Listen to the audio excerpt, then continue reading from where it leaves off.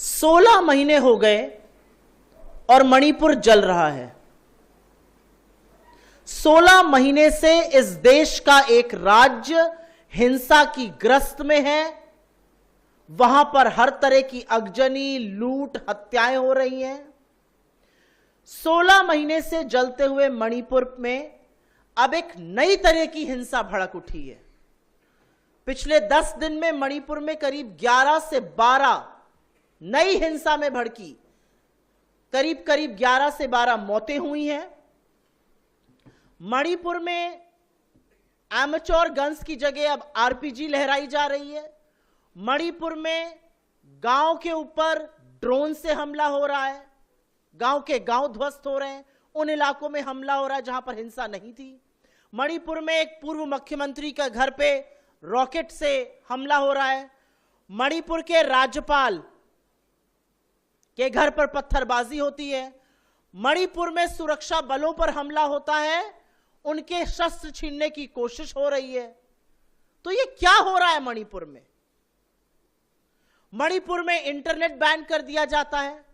मणिपुर के तमाम जिलों में कर्फ्यू लगा हुआ है। मणिपुर में छात्र और युवा सड़कों पर हैं, प्रदर्शन कर रहे हैं। मणिपुर की पूर्व गवर्नर, जो फुल टाइम गवर्नर थी, जो मणिपुर के हालातों को अच्छे से समझ रही थी, जो उनकी व्यथा को समझ रही थी, वो कह रही हैं हालात बहुत गंभीर हैं। उनको हटा दिया गया है। एक हाफ टाइम गवर्नर अपॉइंट कर दिया गया है। मणिपुर के सारे एग्जाम स्थगित हैं।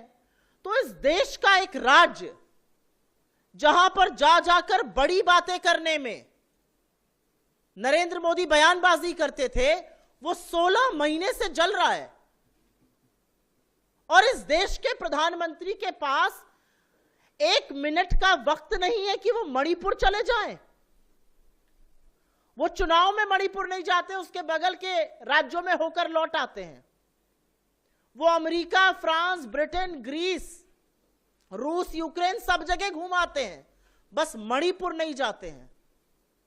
क्या ये किसी भी मर्यादित सरकार के लिए लोकतंत्र में स्वीकार्य है कि इस देश का प्रधानमंत्री ने एक राज्य को अपने हाल पर जलने के लिए छोड़ दिया है?